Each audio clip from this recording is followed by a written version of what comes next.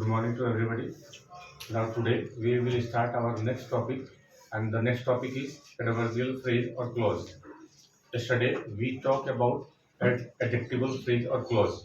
So let's start our new topic, adverbial clause or phrase. आइए देखते हैं कि adverbial clause या phrase क्या होते हैं. सबसे पहले पहला sentence, I saw him yesterday, मैंने उसे कल देखा.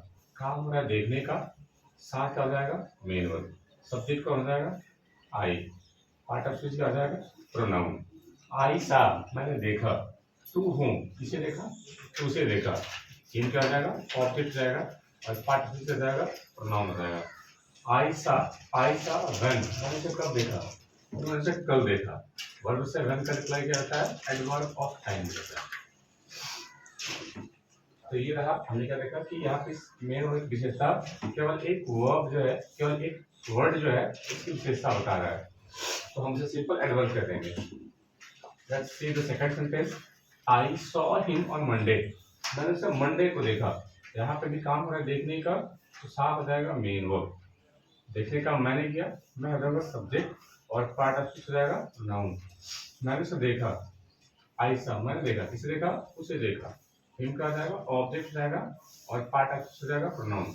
ऑन क्या हो जाएगा प्रीपोजिशन हो जाएगा और इस प्रीपोजिशन का ऑब्जेक्ट कौन हो जाएगा मंडे. दिन का नाम है, किसी का दुनिया में नाम हो नाम हो जाएगा. याद रखिएगा कि मैंने इसे देखा, मैंने कब देखा, तो मैंने इसे मंडे को देखा. यानी दोनों के दोनों जो वर्ड लिखे गए हैं ये एडवर्ब की तरह काम कर रहे हैं, एडवर्ब की तरह काम कर रहे हैं. और एक वर्ड जो है वर्ब की विशेषता बता दे तो एडवर्ब, लेकिन एक से ज्यादा वर्ड मिल करके एडवर्ब की तरह काम कर दे उसे एडवर्ब ऑफ फ्रेज बोलते हैं,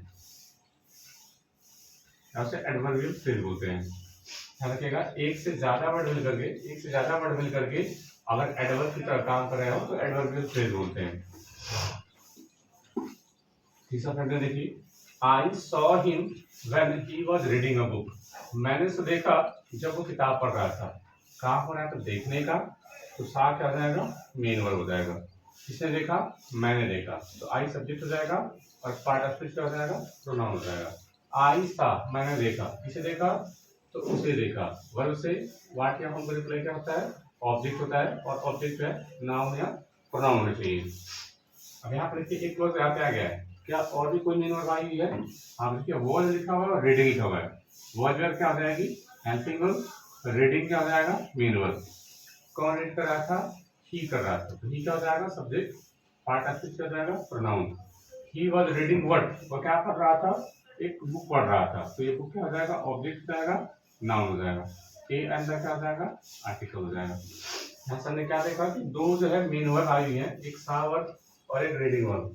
अगर दो मेन वर्ब है तो दो क्लॉज हो जाएगा. दो क्लॉज को जोड़ने के लिए क्या चाहिए कंजंक्शन चाहिए. हमारे पास बचा है कितना वर्ड, केवल एक वर्ड, तो ये वैन क्या हो जाएगा कंजंक्शन हो जाएगा. और अगर ये कंजंक्शन है फिर ये जो है दो क्लॉज को जोड़ने वाला है, लेकिन क्या इसका कोई और भी काम है क्या. आइए देख लेते हैं.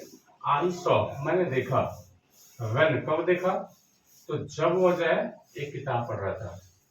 आई सॉ मैंने देखा, व्हेन कब देखा, तो जब वो पढ़ रहा था तब मैंने उसे देखा. यानी ये पूरी की पूरी यहाँ से जो बात हो गई है व्हेन से लेकर के जो बुक तक जितने भी ये वर्ड लिखे गए हैं ये पूरे के पूरे जो है एक एडवर्ब की तरह काम कर रहे हैं.